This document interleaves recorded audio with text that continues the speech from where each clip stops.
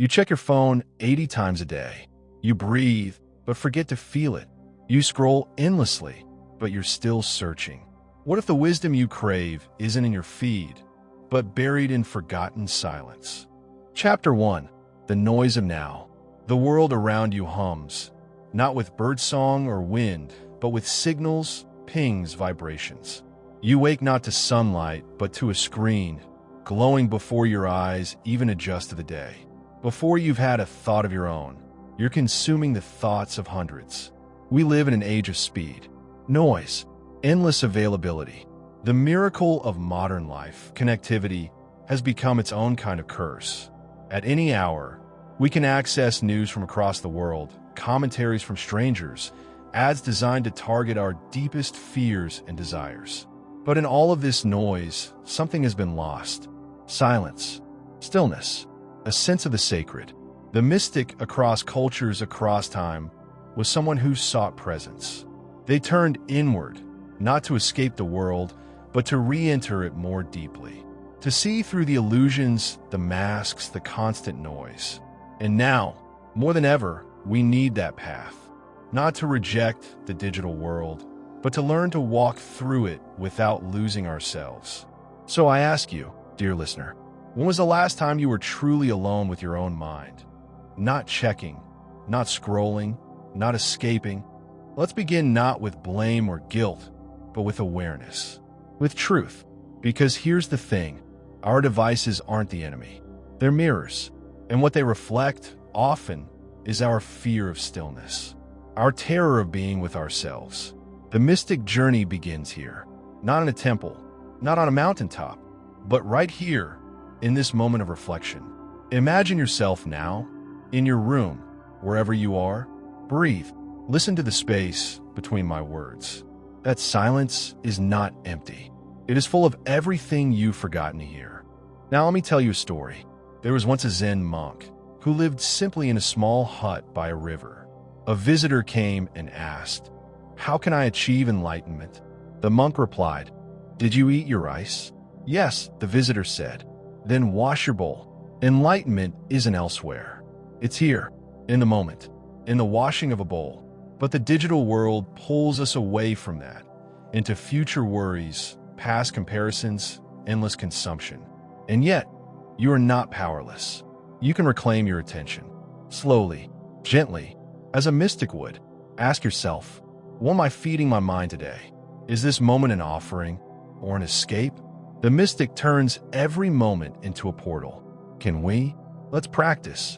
Close your eyes, if you're able, or soften your gaze. Take a deep breath in and let it out slowly. Again, notice what is here, not on your phone, not on your to-do list, but here in this sacred sliver of now.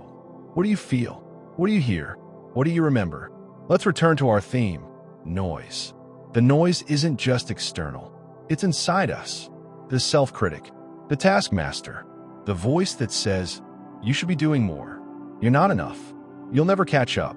Mystics call this the false self, a mask we wear so long, we forget there was ever a face underneath. But you're not your productivity. You're not your social media feed.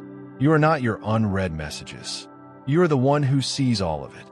You are awareness itself. The mystic sees through the layers, through noise into silence, through fear into love, through distraction into presence. So what if, just for today, you practice this? Turn off your notifications for 1 hour. Sit in a chair and breathe without checking a single app. Walk without earbuds. Eat your food with reverence. Wash your bowl. It begins small, but each small act is a rebellion, a sacred protest against the world's demand for your attention. And in that rebellion, you reclaim your soul. Let me leave you with this. You're not too busy to be whole.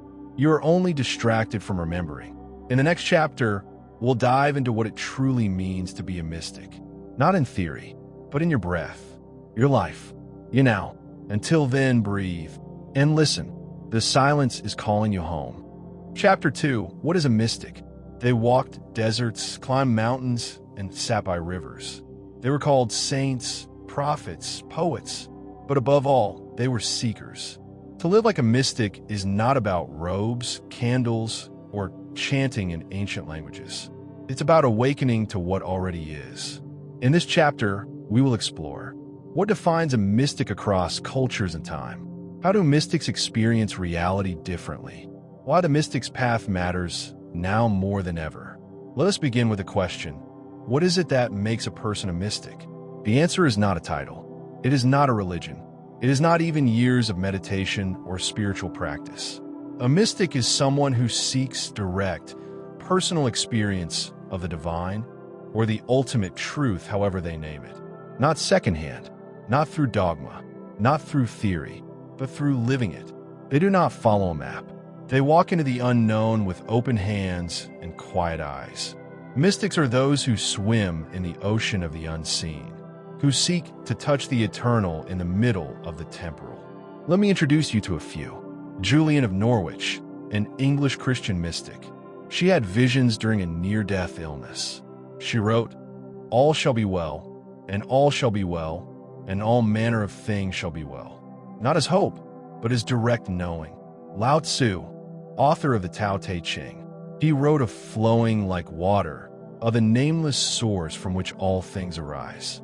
Rumi, a Sufi poet who said, "You are not a drop in the ocean. You are the entire ocean in a drop." They lived centuries apart, different languages, different paths, but all walked the same way, inward. And here's what's radical. You can too. Mysticism is not reserved for monks or saints. It lives in the quiet choices you make each day. To pause, to notice, to feel, to ask. Let's practice. Right now, ask yourself, not casually, but with your full attention. What is more real, what I see, or the awareness that sees it? That's the beginning of mysticism.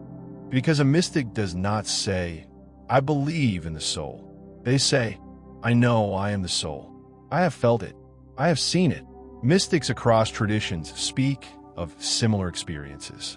A sense of unity with all things. Time dissolving into the eternal now. A feeling of unconditional love that overwhelms the heart. A knowing that everything is interconnected and sacred.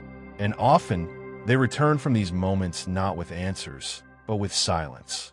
Because some truths are too large for language. But you, even without grand visions, can touch this space. Start with attention, with deep listening, with letting go of needing to define, label, control. A mystic lives with open curiosity. Who am I? What is this moment? What if everything is holy? Let those questions become your companions. Not to solve them, but to let them change you. So why does this matter today? Because in the digital world, you are fed images of perfection. You are told you are lacking.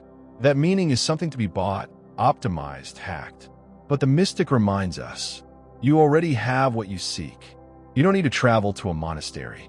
You can have a mystical moment waiting in line, washing your hands, holding someone's gaze, listening without agenda. You just have to show up fully. The path of the mystic isn't about escape. It's about presence. And in a world of constant distraction, presence is revolutionary. We'll go deeper in the next chapter into mystic practices you can begin today. But for now, ask this. If I lived each moment as if it were holy, what would change? Let the question echo. Let it shape you. The journey has already begun. Chapter 3, Practices of the Modern Mystic. You don't become a mystic by reading books. You become a mystic by listening to the silence between the words. You don't have to live in a monastery to touch the sacred. You don't have to give up your phone, or quit your job, or meditate on a mountaintop for 7 years. To be a modern mystic is not to renounce the world, but to see it anew. To see it as it is, without the filters of conditioning, fear, or urgency. So how do we do that? In the age of noise, how do we find stillness? In the age of performance, how do we return to essence? You begin with practice, not rigid discipline, not punishment, not some impossible morning routine with 48 steps. You begin with gentleness, with attention, with intention. You begin by showing up. Let's start with the most basic, most radical practice of all, presence. It sounds simple, but ask yourself, How often are you truly here? Not just physically, but with your full awareness. When you're in line at the store, are you there? When you eat your meal, do you taste it? When someone speaks to you, do you hear them? Or just wait to reply? Mystics begin here. They practice being with what is, without escape, without editing. Try this right now. Feel your breath as it enters. Don't change it. Just feel it. Feel it leave your body. Again and again. If your mind wanders, notice that too. In return, gently, you just practice presence. You've already begun. Next, a cornerstone of the mystic life, solitude. In a world of constant input, solitude is a lost art, but it's where all true knowing begins. Solitude doesn't mean isolation. It means returning to the inner chamber of your being. Even 10 minutes a day.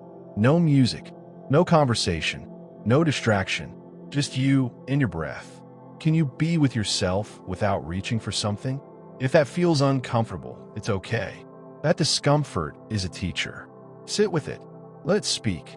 Mystics listen to the whispers that most people ignore. In solitude, those whispers become clear. And maybe one day the whisper says, "You are enough." Another practice of the modern mystic, attention to the ordinary. To live like a mystic is to see holiness in what others call mundane. Washing dishes becomes prayer. Sweeping the floor becomes a meditation. Drinking tea becomes communion. You don't need incense or Sanskrit or ancient rituals, though those are beautiful too. You just need awareness. Next time you eat, notice the colors of your food. Next time you walk, feel the ground with each step. Next time you shower, let the water remind you. This moment is sacred. You begin to see that everything is alive with presence if you look closely enough. And when you do, the veil lifts. The modern mystic also practices digital discernment. This is not about becoming a technophobe. This is about becoming sovereign. Your phone is not your enemy. Your scrolling is not a sin, but unconscious consumption, that is what dulls your soul. So begin to notice. How do you feel after you spend time online? Are you nourished, inspired, clear, or anxious? Fractured? Lost? This noticing is power. Set boundaries that feel loving, not restrictive. Keep your phone out of your bed. Delete one app that steals your time. Choose hours when you are unreachable and guard them like treasure, because your attention is sacred, and what you give it to, you become. A deeper practice, still, sacred questions. Mystics don't live by answers. They live by questions that open the heart. Here are a few to carry with you. What am I being invited to notice in this moment? What if everything I'm experiencing is part of my awakening? Who is the I beneath all my roles and stories? Write them down. Let them live in your pocket, on your mirror, in your heart. Don't rush to answer. Let them echo. Mystics love the mystery. They let it shape them, wordlessly. And perhaps the most beautiful mystic practice of all, love. Not the romantic kind sold to us in movies. Not the clinging, grasping kind. But love as being. A mystic sees God, or truth, or the sacred, in everything. In everyone, including themselves. So begin to treat yourself as sacred. Speak kindly to your own soul. Forgive your failures.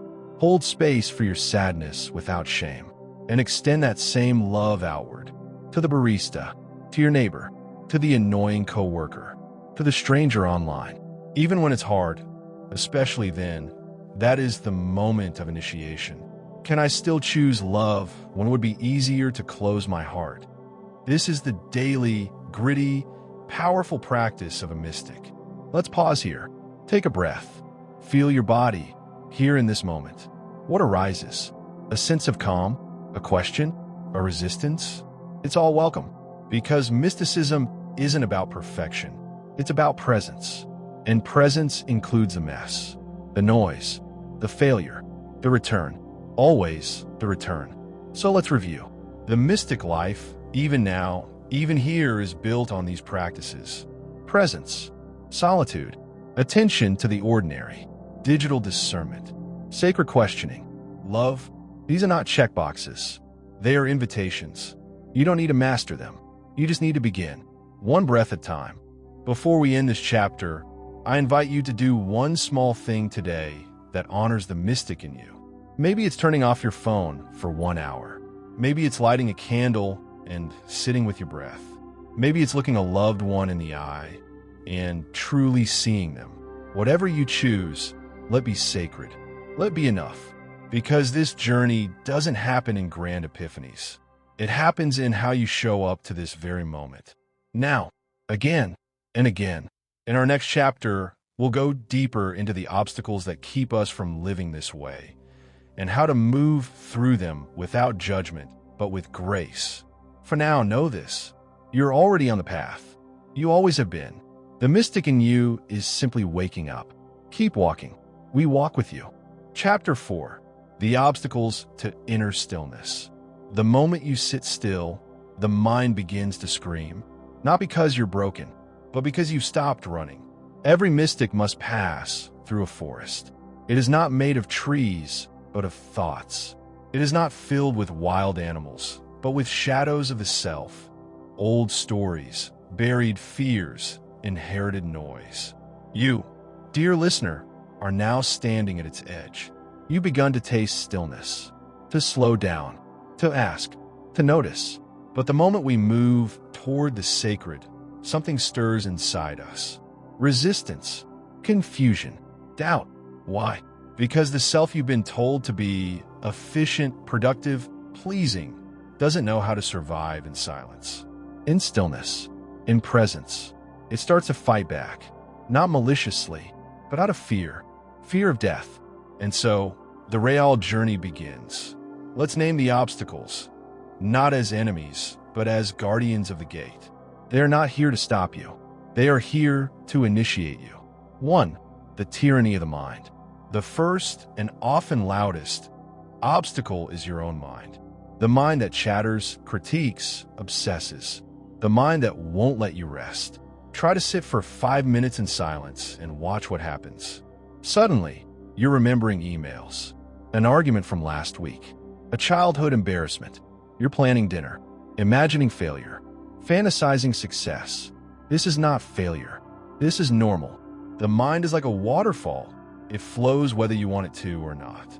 The mystic doesn't try to stop the water. They step back and watch it. Practice this. When thoughts arise, name them. Thinking, worrying, remembering, planning, then return a breath. Gently, kindly, no judgment. You're not your thoughts. You are the sky they pass through. This is not easy, but it is the beginning of freedom. 2. The addiction to stimulation. In the digital age, stillness feels unnatural. Why?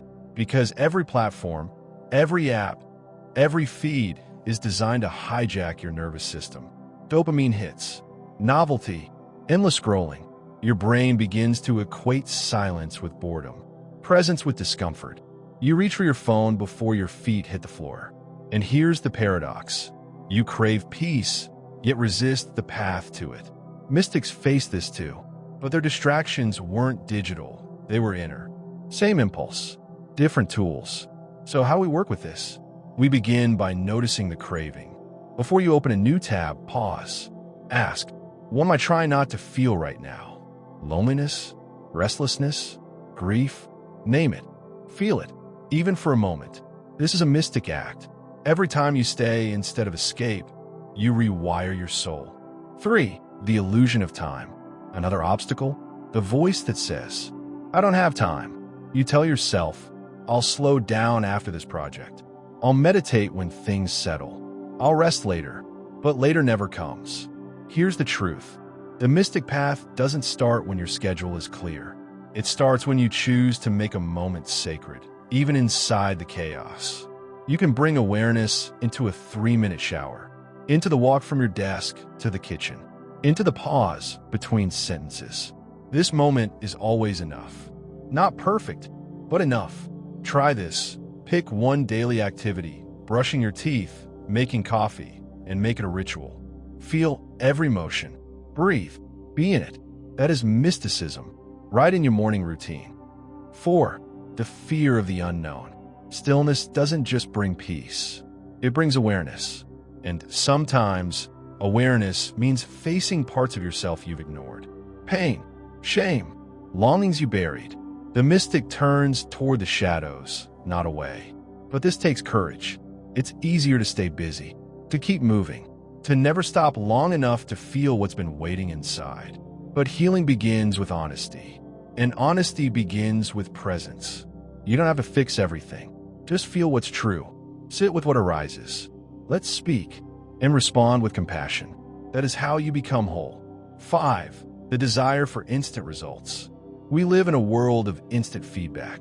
Post a photo, get likes. Send a message, get replies. Take a pill, expect relief. But the inner journey doesn't work that way. Mysticism is not a quick fix. It's not a hack. It's not optimized. It's slow, cyclical, mysterious. You may meditate for weeks and feel nothing. You may sit in silence and feel more restless than peaceful. This is part of the process. The seed takes time to sprout. The soil must be tended. You are not failing. You are unfurling. So, keep showing up, even when it's quiet, even when it feels pointless. The practice is the point. Now pause. Really, pause. Place your hand on your chest. Feel your heartbeat. You're here. You're alive. You're listening. That alone is sacred. Let's reflect. Every obstacle we've named, mental noise, stimulation, time, fear, impatience, can become a doorway, if met with presence. Mystics are not perfect beings who float above life. They are ordinary people who turn their suffering into teachers. They don't avoid discomfort. They transmute it. And so can you. Let's imagine an example. You wake up and feel anxious. Your instinct, pick up the phone. But today you pause. You place your feet on the floor. You breathe. You say to yourself, I'm allowed to feel this. I am allowed to be slow. I am allowed to be here. That moment, that tiny choice, is mysticism in motion. The divine enters through the cracks of your day. You just have to let it in. As we close this chapter, remember, the path of stillness is not easy, but it is worth it, because beyond these obstacles is a life of deep peace, of inner clarity, of unshakable presence. Not because the world is quiet, but because you are. You become the still point in the storm, the calm at the center of motion, the mystic. In the next chapter, we'll explore techno-mysticism, how to not just avoid digital tools, but to use them as part of your spiritual practice.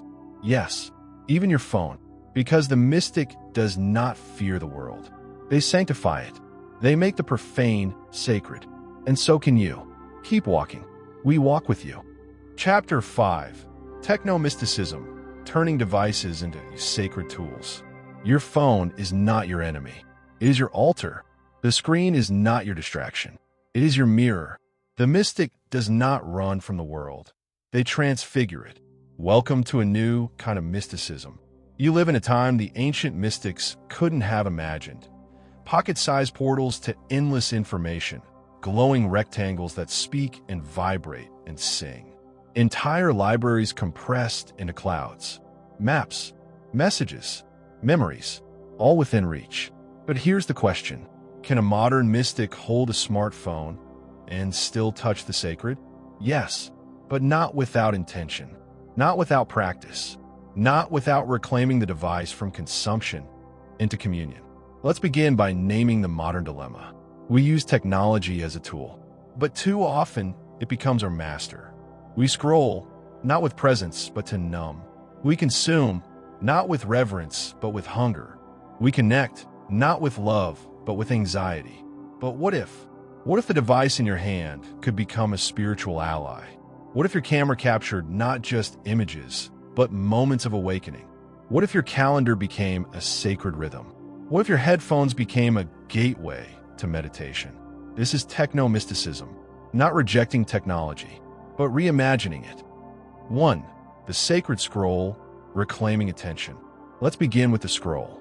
You know the moment you're standing in line, or waking up, or waiting for someone, and your hand reaches for your phone. Autopilot. You open an app without thinking. Begin scrolling. Your eyes move, but your soul doesn't. Now pause. Imagine this instead. You open your phone, And the first thing you see is not a flood of posts, but a sacred question. What do I need to feel right now? How do I want to show up today? Am I feeding my mind or numbing my heart? You can install widgets or notes that ask these. Or make your wallpaper a mantra. You are not just reclaiming attention. You are turning your home screen into a sacred gateway. Try this. Before opening any app, take one breath. One full, conscious breath. Place your thumb over the icon. Pause.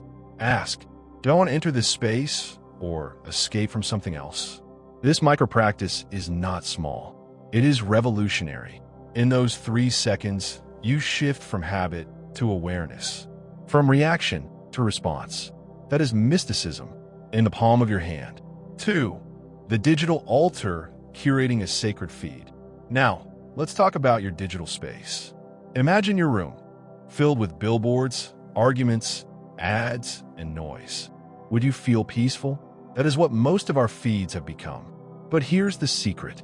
You can curate your feed like a mystic curates their altar. Unfollow what numbs. Mute what drains. Instead, fill your digital space with voices that uplift, images that awaken, texts that nourish. Follow artists, poets, philosophers, nature pages, mystic teachers. Turn your scroll into scripture. Each post a reminder. Each image a meditation. This is not naive. This is sacred design. You're choosing what enters your consciousness. Your feed becomes a stream of light. 3. The calendar as ritual. Look at your calendar. Does it reflect your soul or just your tasks? Here's a practice. Every week, schedule one sacred appointment with yourself. Title it Inner Temple or Digital Sabbath or Sacred Silence. Block out 30 minutes, an hour, whatever you can. During that time, no devices, no demands, just you sitting, walking, praying, listening. Treat it like a meeting with the divine, because it is. Now go further. Color code your week. Let blue be for creativity, green for rest, gold for ritual. Each color a reminder. Life is not just tasks, it is meaning. You are building a life of intention. That is mystical timekeeping. 4. The camera as witness. We use our cameras to capture, but a mystic uses it to witness, to notice what others pass by. Try this. Go for a walk. Bring your phone. But instead of selfies or food shots, look for beauty. Not grand beauty, subtle beauty.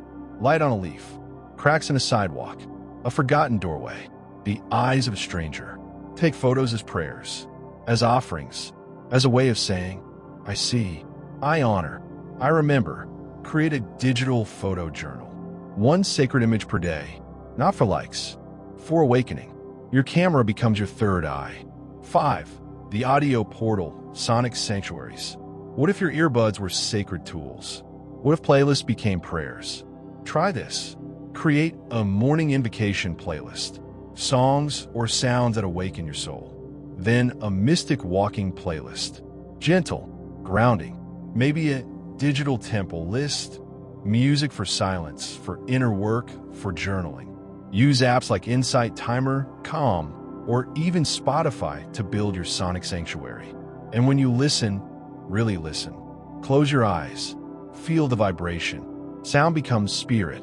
Your headphones become a bridge between worlds. Let's pause. Right now, take your phone. Hold it in your hand. Close your eyes. Breathe. Say to yourself, this is not just a device. It is a doorway. I choose how it shapes me. Feel the shift. That's power. That's presence. That's you becoming a techno-mystic. 6. Sacred sharing, posting with intention. Now let's talk about expression. Posting is modern storytelling, but too often it becomes performance. Likes, filters, comparison. The mystic posts not to impress, but to connect, to serve, to offer a glimpse of light. Before you share anything, pause. Ask, is this an offering? Does this bring others closer to truth, beauty, presence? Am I expressing my soul or performing my identity? Then post with awareness. Not perfectly, but authentically. Even one post can ripple out like prayer. Even one line can heal a stranger. You are a digital mystic. Use your voice like incense, subtle, fragrant, lasting. 7. The digital Sabbath. Perhaps the most radical practice? Step away. 1 hour a day, 1 day a week. No screens, just breath, sky, touch, paper, soil, silence. Call it a digital Sabbath, not as punishment, but as remembering to return to the body, to nature, to the beating pulse beneath the pings. Mystics didn't fear emptiness. They entered it, and there, beneath the buzz, found the beloved. So can you. Soft music builds slightly. Techno-mysticism is not a rejection of the modern world. It is a re-enchantment, a way of saying, yes, I live in this age, but I do not belong to it. I belong to the eternal. Your devices are tools. Your apps are gateways. Your feed is your scripture. Use them not to escape, but to awaken. That is the mystic's task now. And you? You are ready. Chapter 6. Mystic Relationships, Love, Boundaries, and Sacred Presence. To love as a mystic is not to possess, but to witness. Not to cling, but to open. It is not to say you are mine, but to whisper, you are free, and still I stay. In this chapter, we explore love, not as romance, not as sentiment, but as sacred presence. What does it mean to hold another soul without losing your own? To be in relationship not as ego, but as essence? Mystic relationships are not perfect, but they are awake. Let's begin with a question. What if your relationship, your friendships, your family ties, your partnership was a spiritual practice? Not a distraction from the sacred, but a path into it. Across mystical traditions, love is seen as the most direct gateway to the divine. Rumi, the Sufi poet, speaks endlessly of the beloved, not just a person, but the divine in all things. He says, "The minute I heard my first love story, I started looking for you, not knowing how blind that was." Lovers don't finally meet somewhere. They're in each other all along. To love like a mystic is to see the divine in the other and to bow to it again and again. But here's the paradox. You cannot love another fully unless you have met yourself. Mystic love begins with solitude, with knowing who you are beneath your roles, your fears, your projections. Without this, your relationships become echoes of your wounds.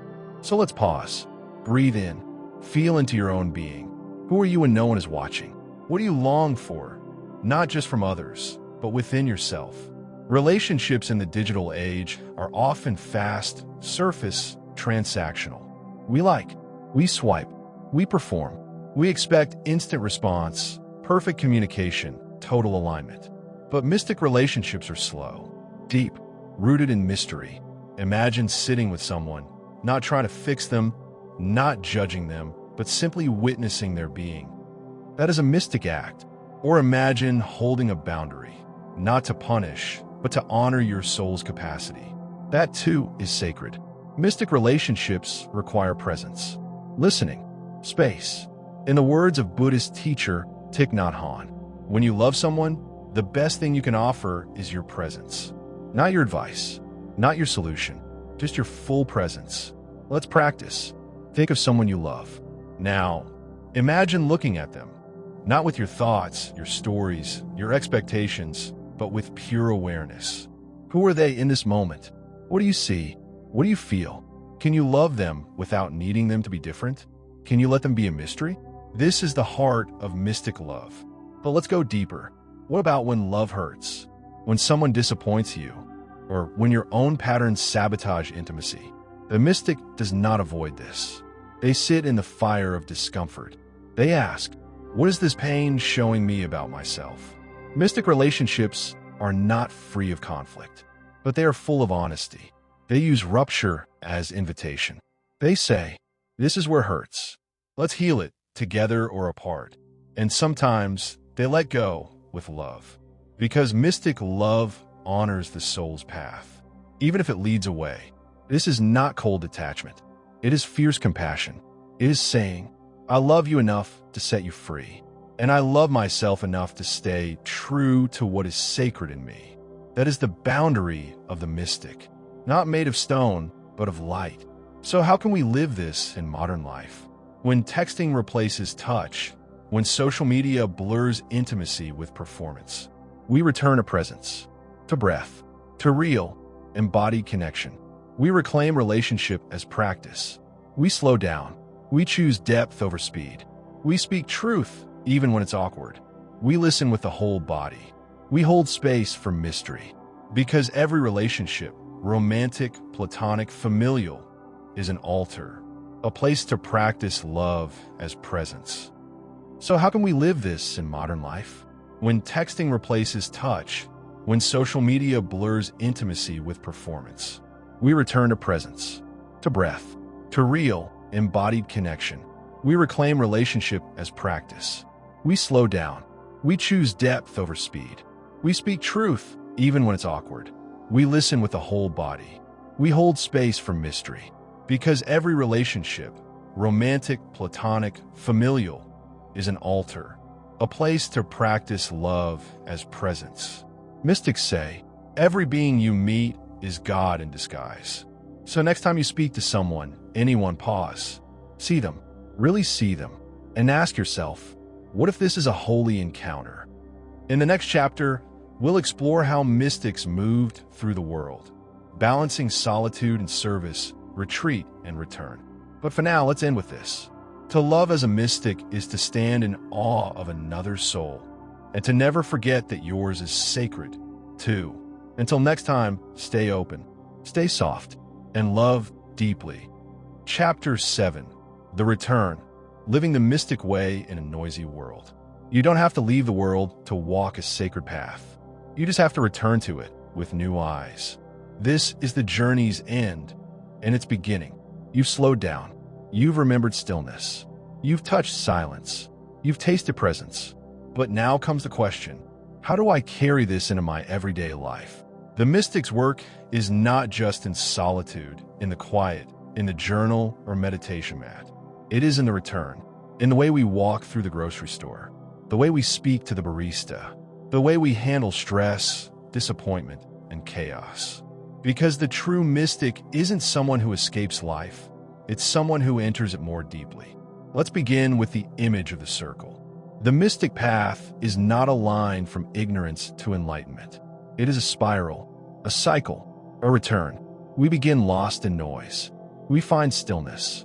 We expand into awareness. And then we return to the world with a different way of seeing. You wake up. You check your phone. But now you pause first. You take a breath. You remember, I'm out my notifications. You go to work, deadlines, emails, meetings, but you stay grounded. Maybe you place your hand on your chest. Maybe you light a candle at your desk. Small acts of remembering. You face conflict. Someone criticizes you, but you don't react blindly. You notice your breath. You ask, what's being triggered in me right now? Can I stay present, even here? This is the return, the integration. And it's not about being perfect. It's about remembering again and again who you are beneath the noise. Let's speak now of sacred routines. Mystics don't just meditate in caves.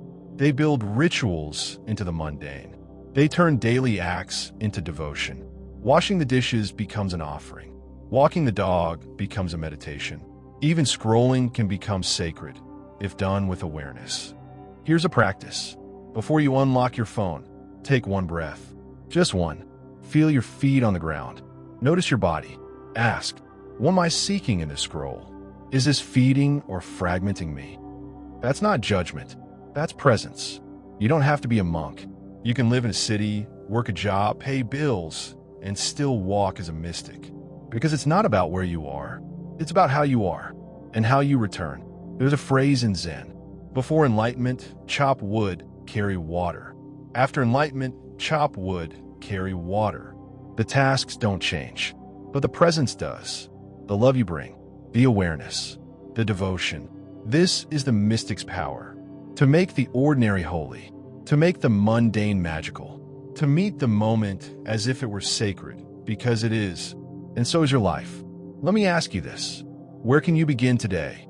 Not tomorrow, not when things settle down, but now. Can you sit for 5 minutes in silence before sleep? Can you eat your next meal with reverence? Can you send a text with kindness, not reaction? That's the return. Not dramatic, not flashy, just real, embodied. Let's end where we began, in the noise. The world will keep buzzing. Algorithms will keep pulling. Time will keep rushing. But you can move differently. You can pause. You can remember. You can breathe. The mystic doesn't silence the world. They carry stillness inside it. So when the day feels too fast, return. When your mind spins with worry, return. When the world feels hollow, return to breath, to presence, to the part of you that is unshakably whole. Because the mystic path isn't elsewhere. It's here. And you, dear listener, are already walking it. Every breath, every choice, every act of remembrance. You're not becoming a mystic. You are remembering that you already are one. So go, live in the world. Love it, serve it, see the sacred in all of it. And when you forget, which you will, just return. Because the door is always open, and the silence is always waiting. Welcome home. If something stirred in you during this journey, if something quiet, ancient, and knowing whispered in the background of your mind, then maybe you've been here before. Maybe you've always known. The mystic path isn't found. It's remembered. And if you'd like to keep walking it slowly, silently, soulfully, then this is your invitation. Here at Midnight Narratives, we share what was once hidden, forgotten wisdom, inner worlds, truths that don't shout but hum. So if you're still listening, subscribe, not just with your thumb, but with your presence. Tap the bell, not to be notified, but to remember. Because what we create here isn't just content. It's a pause in the noise, a sanctuary in the scroll, a light in the algorithm. And next time, when the world gets loud, come back here, not just to listen, but to return, to silence, to stillness, to self. We'll be here, waiting, in the midnight, narrating what you already knew. Thank you for walking with us. Until next time, stay still, stay sacred, stay awake.